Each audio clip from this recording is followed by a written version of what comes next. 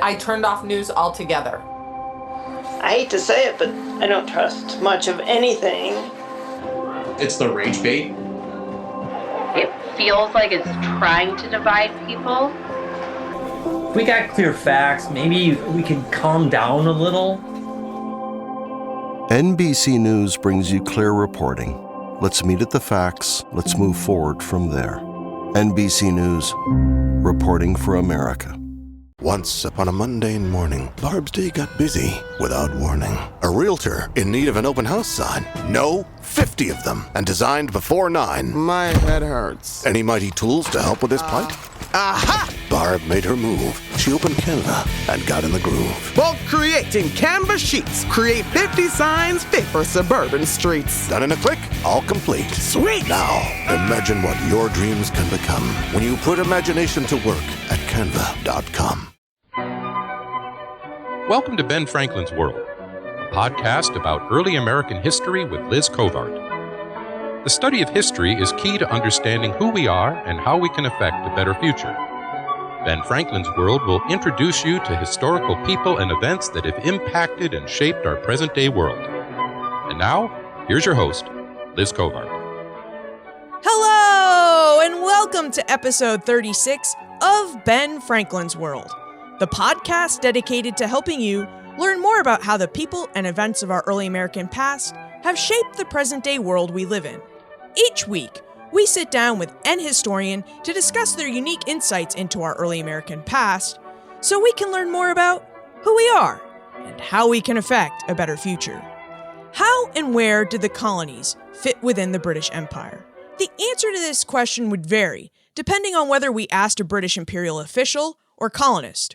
Many imperial officials believed that the colonies and the colonists stood subordinate to the British Isles and the Empire. After all, they reasoned, England had established colonies in part to help increase the wealth of England. The colonists, on the other hand, had a different view. They believed that the colonies and their inhabitants stood as the equals to England and its people. They had no problem helping Mother England increase its wealth as long as the colonists could do what they needed to do to increase their wealth, such as trade for slaves.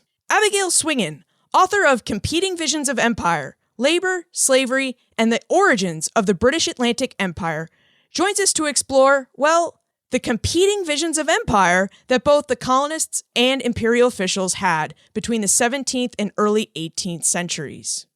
During our conversation, Abby helps us brush up on our English history so we can better understand why England established colonies in North America and the Caribbean, the types of people who settled in the British Caribbean and North American colonies and how they lived, and how both the colonists and British imperial officers, such as the king, came to hold competing visions of empire and what those competing visions were. But before we get to our conversation with Abby, I wonder, have you been meaning to visit benfranklinsworld.com so you can sign up for the Franklin Gazette and receive the show notes for each episode in your inbox? Or so you can get the link to join Poor Richard's Club, the Facebook community for Ben Franklin's World listeners? But every time I ask you, you are out and about and away from your computer, and then by the time you get back to your computer, you've forgotten. I know I have this tendency. I know I have a tendency to ask questions and ask people to do things at the most inopportune time. If you've ever gone out to dinner with me, you'll know that as soon as you put food in your mouth, I'm bound to ask you a question. Today I have good news. I have found a convenient way for you to sign up for the Franklin Gazette while you are on the go. All you need to do is take out your cell or smartphone and text BF World to 33444. That's 2 3s, 3 4s. By texting BF World to 33444, you can officially join the Ben Franklin's World community, and you will also receive a welcome bonus. I finally took your advice and created a list of my favorite early American history books, which you will receive when you text BF World to 33444 or visit benfranklinsworld.com and sign up for the Franklin Gazette. All right, let's get to our interview with Abby Swingen.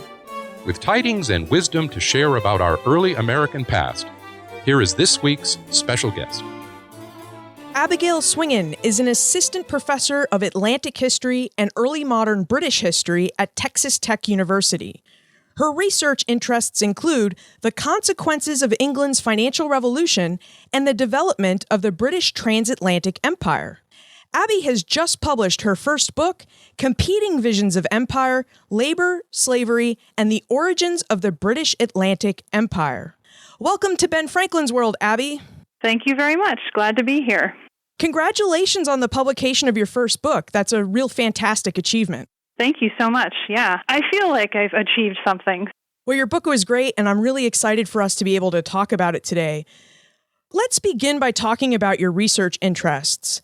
I know it's not uncommon for early American historians to study aspects of European history because knowing what is going on in England, France, Spain, or the Netherlands helps us to better understand what is going on in their colonies. But your research interests seem to be primarily in English history. So would you tell us about what aspects of history you study?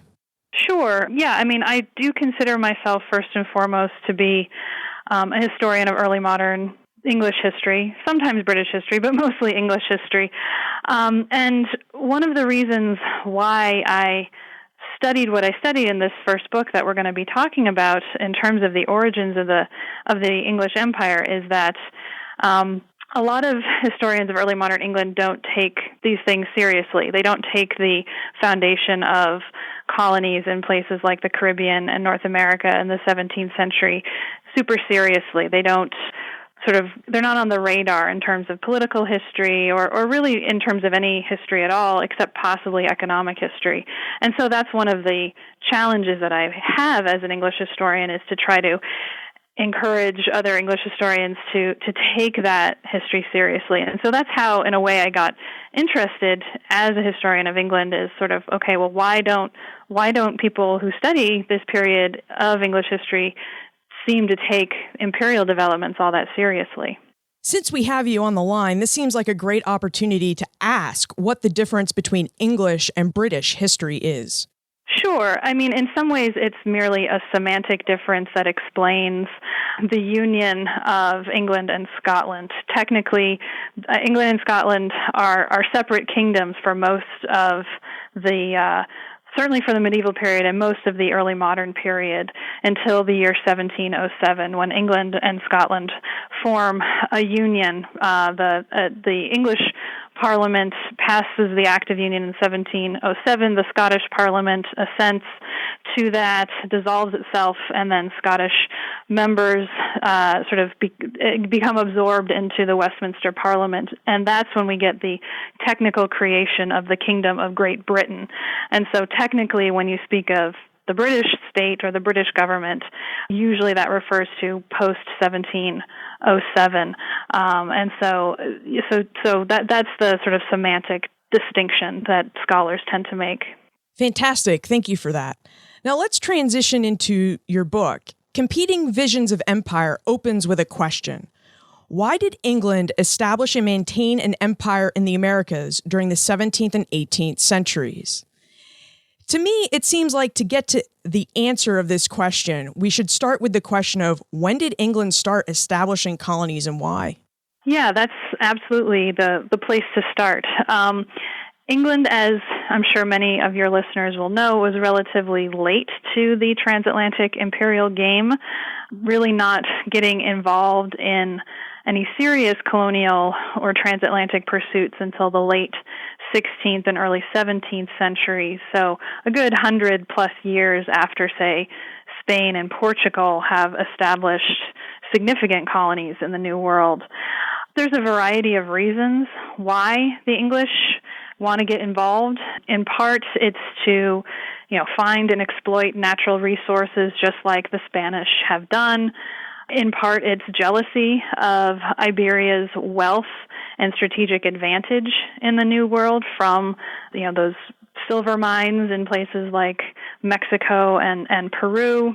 There's a element of, anti-Catholicism that goes along with that. Sort of that jealousy of the Spanish is often tinged with some anti-Catholic prejudice.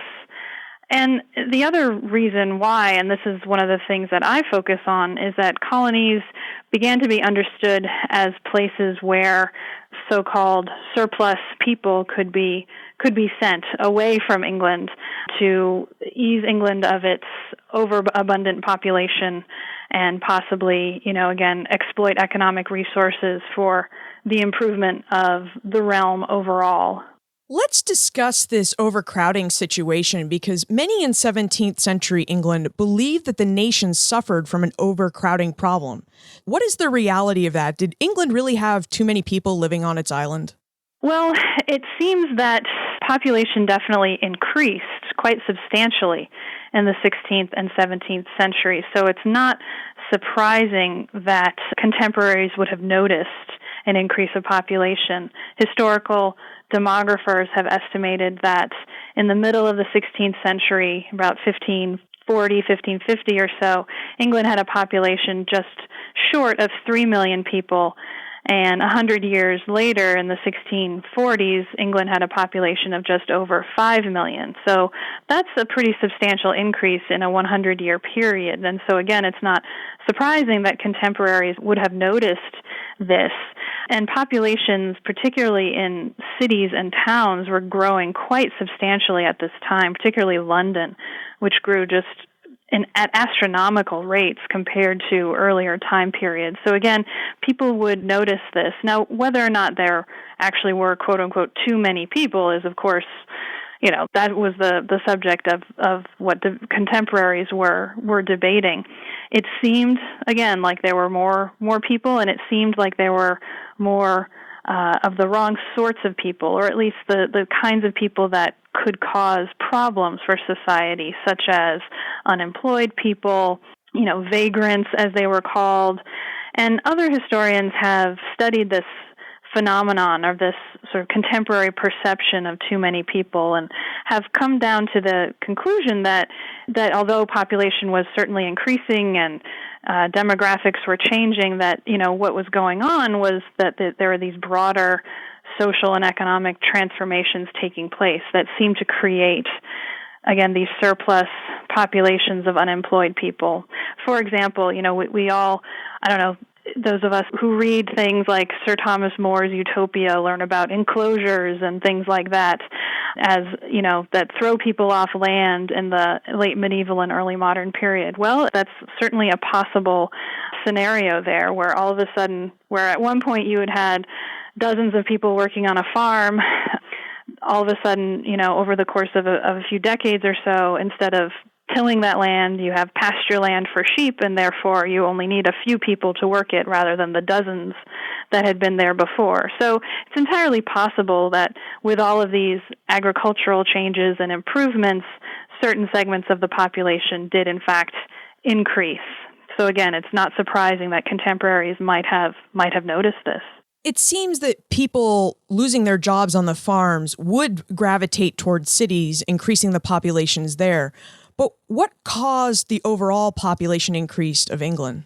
A variety of things. This is actually not unique to England in the 16th and early 17th century. It seems to have been a phenomenon, at least in Western Europe, during this time period. In large part, it has to do with what any sort of increase in population has to do with, and that's better nutrition. There's more food available, and so that improves nutrition overall. That improves the likelihood of babies, infants surviving to childhood, and therefore children surviving to adulthood. It seems to be something as simple as that there was just a greater food supply overall that contributes to this, and combined with some declining mortality rates. Although that's more debatable. Historians have hotly debated, or historians of medicine in particular, have debated whether or not death rates actually go down in the 16th century. But the fact of the matter is life expectancy overall goes up slightly, and birth rates go up slightly as well. As you mentioned, the perceived problem of overcrowding convinced many in England to start sending various sorts of the population to North America. Would you tell us about the men and women who became indentured servants? Do they have a common background, and did they leave England voluntarily, or did the government make them leave? Well, in the first instance, it's sort of a combination of factors. Most indentured servants in the first half of actually all over the whole 17th century would have been male and would have been probably in their late teens, early to mid-20s. There were some women, but it was going to mostly be a male population that is leaving. And they are mostly leaving voluntarily. That is, they tended to be men who were perhaps farm laborers who did find themselves out of work, or other kinds of, men with perhaps some skills who were moving around anyway. We tend to think of, medieval Europe, early modern Europe as a relatively stationary society. People are born in a village and they stay in that village until they die. Well, that really wasn't the case, especially in the 16th and 17th century. England was a highly mobile society. And so, again, people are moving from countryside to towns, villages to cities. And a lot of historians of migration patterns and demographic change in England have suggested that those who voluntarily sign up to become indentured servants, it's sort of a natural progression for those folks in a way. They move to London and then they learn of another opportunity and they get on a boat, and that transatlantic voyage, however much more perhaps money and effort it required, was really just a natural extension of this mobile society. Now that said, as I point out, most of this migration is voluntary. There's certain segments of the population, though, that are not going voluntarily to the colonies. Very early on, say in Virginia, for example, it becomes both Virginia company policy and the policy of the English government to try to round up orphans off the streets of London, and several hundred children get sent, obviously against their wills, to Virginia in the 1620s. There are other involuntary servants who are sort of religious or political troublemakers, war prisoners sometimes. But by and large, these are people who have voluntarily entered into a contract, or whose parents have voluntarily entered them into a contract. What sorts of jobs would they be expected to undertake as indentured servants in the colonies? All sorts of things. I mean, primarily, again, if they're going to places like the Chesapeake or later on the Caribbean colonies, they're primarily going to be engaging in some form of agricultural labor, either out in the fields or working in some sort of, auxiliary way on a plantation or a farm. Again, if they had a particular skill, maybe utilizing that skill. But these are sort of broadly unskilled, unspecialized, agricultural laborers by and large. Convicts comprised another group of people that English men and women considered sending to the colonies. Abby, did the English government really send convicts to settle and labor in North America? And if so, what types of crimes did these convicts commit? The English government absolutely sent convicts to the North American and eventually the Caribbean colonies as well. I already mentioned the possibility of a political or religious, prisoner basically being sent away, war prisoners as well, prisoners who were captured, especially in the wars that followed the English Civil War, when the English army was conquering or trying to occupy and conquer Ireland and Scotland. A number of war prisoners from both Ireland and Scotland are sent away to the colonies. The other thing is that when someone was sentenced to go to the colonies as their punishment, basically, that meant they were sentenced to what was called transportation. And transportation actually becomes a pardon that judges would grant certain prisoners, certain convicts for certain non-capital crimes that might have otherwise carried a death sentence in England. So, for example, theft. If you were convicted of stealing something from somebody else, rather than be, hanged for your crime, you might, if you were maybe lucky, get sentenced to transportation to the colonies. And some historians of criminal justice in England have determined that over the course of the 17th century, more and more judges became willing or more willing to sentence convicts to transportation to the colonies rather than give them a death sentence for, again, these sort of particularly non-capital kinds of crimes. Did the colonists actually worry about convicts settling and working among them? Absolutely, especially over time. By the second half of the 17th century, there are numerous letters from colonial governors and officials going to London saying, hey, please don't send any more convicts. We're good. These people do not have good reputations. You know, we don't want to have dangerous criminals amongst us, even though, you know, it was debatable how dangerous some of these people actually were. Again, it's all about perceptions. In fact, in the 1670s, both Virginia and Maryland, their colonial assemblies, passed laws outlawing the importation of convicts as laborers, basically, which the English government promptly ignores. They don't really abide by that kind of colonial legislation.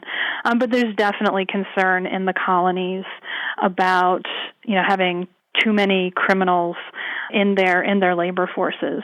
In Competing Visions of Empire, Abby focuses on the development of Barbados, Jamaica, and the Leeward Islands. Abby, what was life like for colonists in the Caribbean? What sorts of work did they engage in, and what sorts of cash crops did they grow? Well, as many scholars of colonial Caribbean society have unearthed for us, life was pretty difficult for just about anybody in the Caribbean colonies in the 17th and 18th century. Colonizing these places was difficult, hard work. In part, there was not only the difficulty of the agricultural work, which I'll get into in a moment, but just the climate was so different. Different kinds of diseases were prevalent, and so health was pretty hard thing to come by. And so people were unhealthy, and it was a difficult climate for survival. In terms of the kinds of work that people did in the Caribbean colonies, particularly servants and then eventually enslaved Africans, again, we're talking mostly agricultural work, and eventually the main cash crop that is grown in these colonies of Barbados, the Leeward Islands, and Jamaica is sugarcane. They experiment with other so-called cash crops, which are crops that are primarily, that sort of dominate a particular agricultural economy of a given region. In Barbados, for example, they try tobacco because they had luck with tobacco in Virginia. Doesn't grow so well in Barbados. They tried indigo, they tried cotton, and eventually they tried sugarcane, and it just grew incredibly well in the climate there. And so that's what they decided on. And again, the kind of labor that growing sugarcane entails is intensive. It's very hard work. Sugarcane, unlike, say, tobacco, requires quite a lot of attention, needs to be weeded, needs to get the vermin out of the fields. Rats are a continual problem.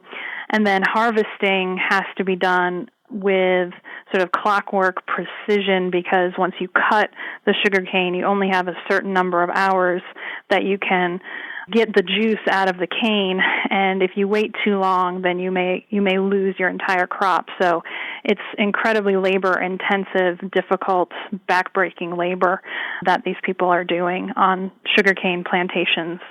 The hot tropical climate of the Caribbean, which in some ways was mimicked in the southern colonies of mainland North America, plus the labor-intensive work of sugarcane, really caused the colonists to look for a different labor source. And that labor source that they turned to was slavery. So, Abby, when and why did the colonists in the Caribbean and mainland North America turn to slavery as a labor source? Well, it happens first and foremost, as I'm sure many of your listeners know, in Barbados. One of the reasons why this happens, and one of the things that I argue in the book, is that there's actually a downturn in voluntary migration to English colonies from England starting in the middle decades of the 17th century. And so fewer and fewer people are indenturing themselves, for example, going voluntarily as indentured servants to the colonies, and not just to the Caribbean colonies, but to the North American colonies as well. And so that also contributes to a need on the ground in the colonies to search for different kinds of labor. And as you say, they turn in the first instance, or in the most notorious instance, to using enslaved Africans. And again, it happens first and foremost in Barbados during the 1640s and 1650s.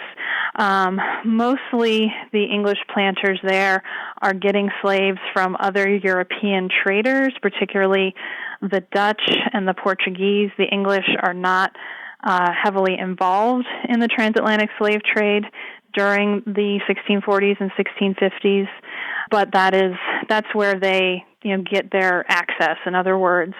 And for a variety of reasons, slavery just takes off. It becomes the coerced labor source of choice in Barbados.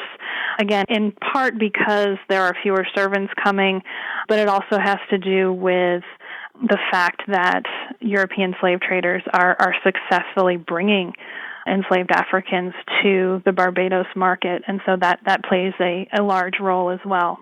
As England expanded its colonial holdings, competing visions of empire emerged between the Stuart government and the colonists. Abby argues that these competing visions revolved around ideas about how the slave trade and empire should be managed. Abby, it seems like we need to understand the role of the Royal African Company in this story of competing ideas. Would you tell us what the Royal African Company was and what role it played in the Stuart monarchs' colonial policy? And perhaps maybe you could give us a refresher on who the Stuart monarchs are. Sure. In 1660, the monarchy is restored after a period of an 11-year Republican experiment. I'm sure your listeners may recall, in 1649, the English King Charles I was executed, the monarchy was abolished, and England embarked on, again, this so-called Republican experiment under the leadership of men like Oliver Cromwell in the 1650s. Well, after those Republican experiments were deemed unsuccessful for a variety of reasons, in 1660, King Charles II, Charles I's eldest son, gets invited back to England, and the monarchy is restored. And so he is the third of the Stuart monarchs, and it's his regime or government and that of his brother, James II, that is the focus of many of the chapters in my book. And so a lot of the imperial policies coming out of London reflect those of the Stuart monarchy, the later Stuart monarchy. And one of those elements was the Royal African Company. The Royal African Company was founded by a royal charter issued by Charles II that granted the company an exclusive monopoly on all trade to and from West Africa, to and from England and to and from the English colonies. And the most important of the trades that the Royal African Company had a monopoly on, of course, is the transatlantic slave trade. And one of the things that I really focus on in the book and that I argue is that the Royal African Company is of prime importance in the development of not only England's imperial policies and the imperial visions or ideals of the Stuart monarchs, but that the Royal African Company is of central importance in developing, a transatlantic slave trade and the promotion of slavery in the colonies as an element of English imperialism. Many historians of English imperialism, if they take it seriously at all, have not really looked at the important role that the African Company played. And what I see happening in terms of what the Royal African Company does is, because of its monopoly, which required basically that all planters in the colonies buy their enslaved Africans from company agents in the colonies, through that monopoly, planters, other colonists in places like Barbados and Jamaica are directly confronting imperial power. They're directly confronting the English imperial state, if you will. And the way I phrase it in the book is that the Royal African Company becomes the commercial arm of the English government in these Caribbean colonies.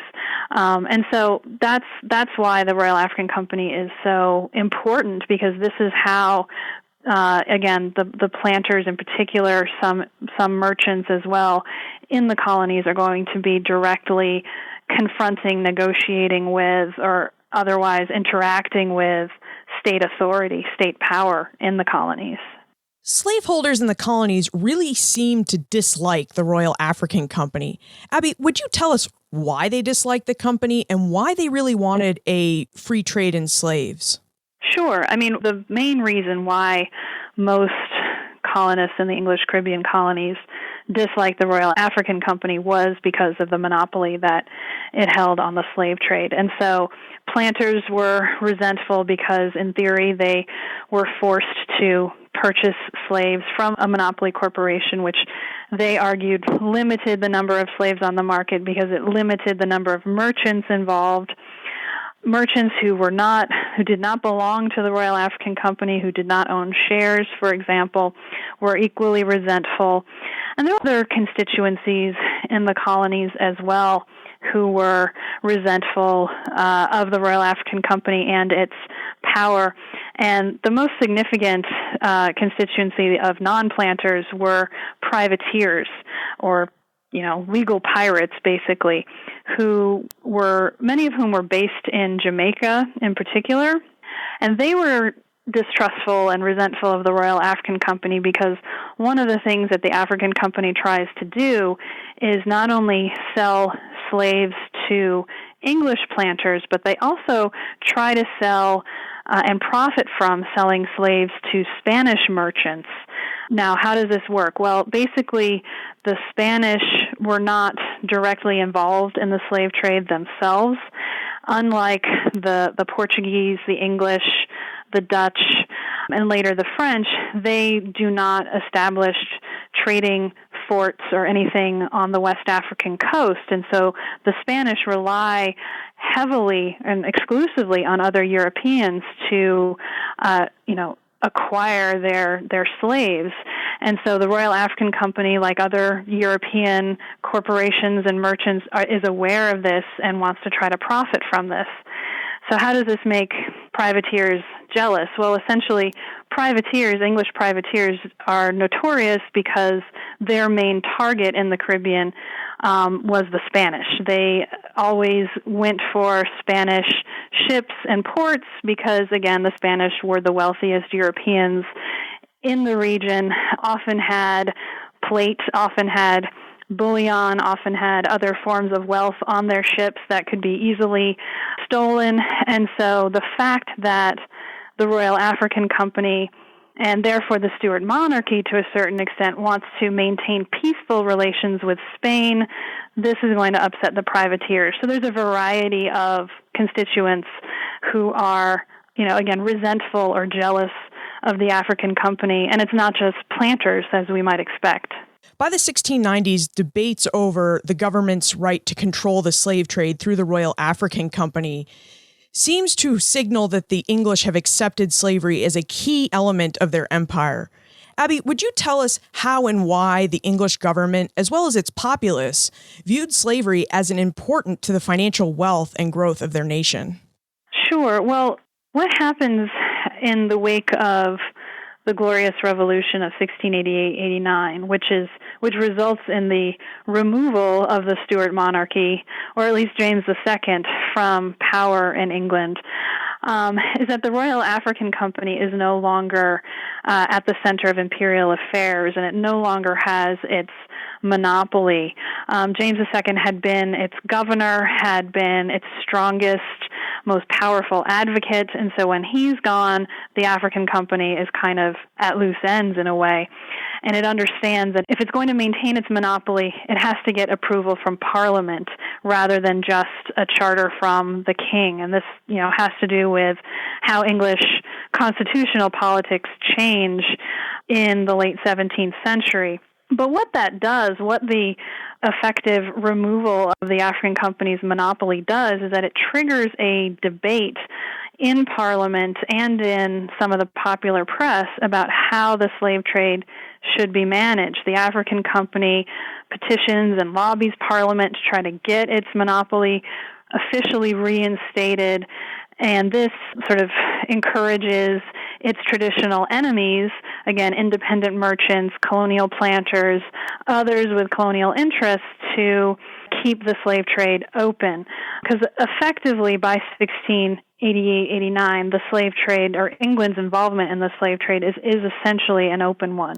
And so there are these debates that take place throughout the 1690s and early 1700s over, how the slave trade should be managed. Should it be a monopoly? Should it instead be a regulated company where merchants join, but they are not excluded from joining? That they're free to join whenever they would like. Should it be a truly free and open trade with anybody participating who can afford to? And I think what these debates indicate is not only these competing ideas of how the slave trade should be managed, but really it indicated the centrality of slavery and the slave trade to English imperialism, and it illustrated its importance to the wider population as well as to the English government.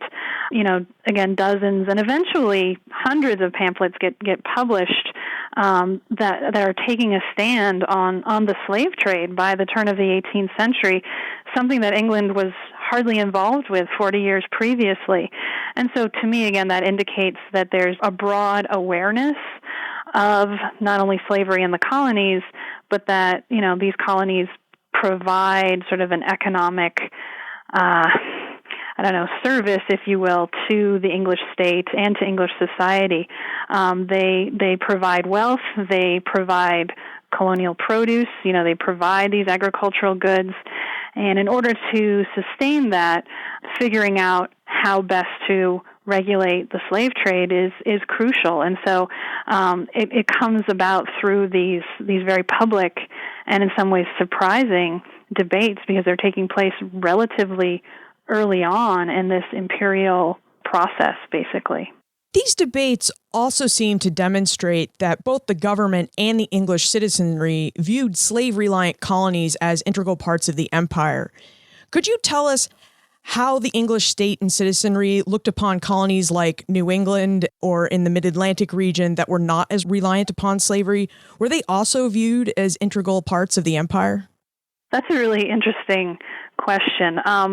In some ways, it's not surprising. Those other colonies where there are not large number of slaves, they aren't really part of the debate. And so you're not going to see in these, say, pamphlets or news sheets or anything that are talking about the slave trade, you're not going to see much about, say, the New England colonies. However, people do write a number of books and pamphlets about the empire as a whole. And frequently what they do say is that, look, it's the colonies that rely on enslaved African labor that bring the most wealth, that are the most beneficial to England, to the imperial economy, to the defense of the realm overall. Oftentimes, the New England colonies in particular not only have a bad reputation because of their, sort of religious and political reputations that go back decades, but they also aren't seen as productive, if you will. To a certain degree, it's not quite as pronounced for the Mid-Atlantic or the Chesapeake colonies, where there's a clear, particularly the Chesapeake colonies, there's a clear, tobacco is quite widespread at that point, and a good part of imports coming in from the North American colonies are, coming from the Chesapeake. But New England, those colonies in particular, are sometimes presented as a drain on the English imperial system that, we may as well just get rid of or ignore somehow. They're seen as troublemaking and not contributing. That's not across the board, but you do see that sometimes. We started this conversation with the same question that Abby posed at the start of her book. And now that Abby has provided us with all this great information, I think we're ready to have her answer it for us. Abby, why did England establish and maintain an empire in the Americas during the 17th and 18th centuries? The million-dollar question. I think, and I'm sure your listeners won't be surprised, I think the answer has to do with slavery. Ultimately, it's what makes so many of England's colonies seem productive, seem economically viable, seem economically worthwhile to contemporaries. Ultimately, it addressed a variety of concerns coming out of England. One of the things I didn't mention earlier is that, with all of these, we talked about indentured servants and voluntary migrants leaving England. After a while, a number of observers in England started to notice that population was actually declining. And it turns out that that's true. England's population dips a little bit during the middle of the 1600s. And so what contemporaries, what some of them did was say, hey, I think our colonies are to blame for this. We have too many people leaving and going to the Americas or going to Ireland and, places like that. And so in some ways, I see slavery as answering those contemporary concerns. And one of the main things that I try to get across in my book is that, when scholars have tended to study slavery and the origins of slavery in England's colonies, they tend to do it from a colonial perspective. And we've learned so much from that perspective. We've learned so much about the slave trade itself, how it operated. We've learned so much about how plantations worked. We've learned so much about everyday lives of slaves and as well as slave owners, and so much important, rich social and economic history. But what hasn't really been emphasized, as far as I'm concerned, and again, coming at it as a historian of England, is just how heavily involved the English state or government was in promoting slavery and the transatlantic slave trade. I firmly believe, and one of the main arguments I make in my book is that slavery doesn't take off in the colonies simply because colonists were able to do this. It's not a colonial accident or what some historians have called an unthinking decision. It's very much deliberate, and it involved heavily, I think, the actions and decisions and policy coming from London. It wasn't just what was going on in the colonies. It directly had to do with what was going on in London as well. And there's a sort of relationship between these trends that needs to be recognized, and that's part of what I, hope to have accomplished here in the book. Now that you've answered that million-dollar question, I have another one for you in the time warp. This is a fun segment of the show where we ask you a hypothetical history question about what might have happened if something had occurred differently, or if someone had acted differently.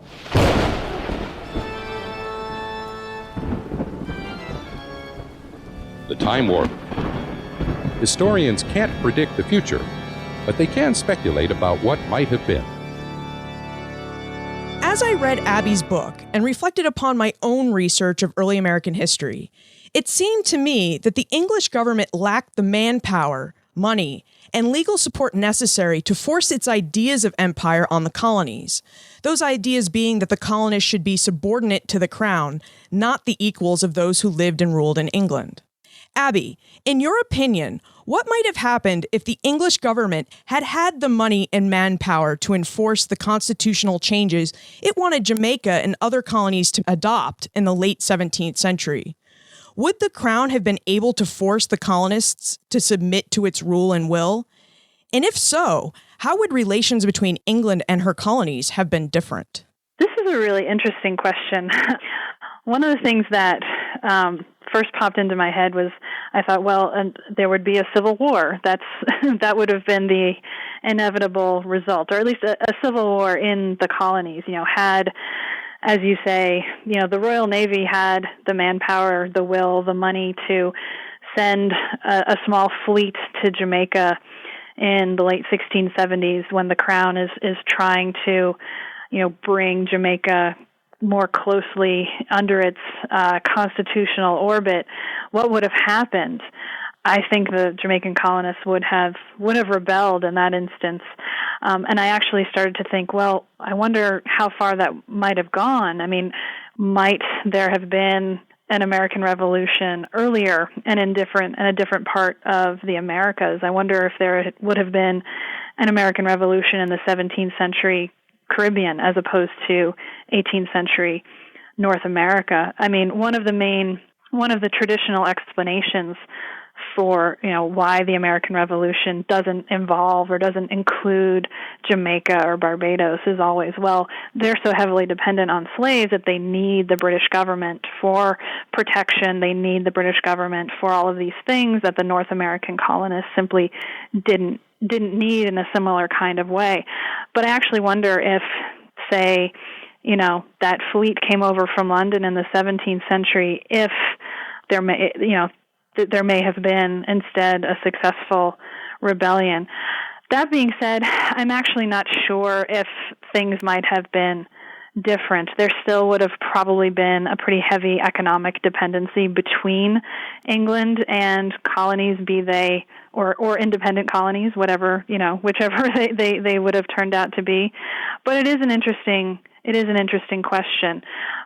On the other hand, it's always possible that, the fleet would have arrived, would have subdued the colonies, would have left, and then the colonies would have kept on, or the planters and privateers in Jamaica would have kept on doing what they were doing anyway.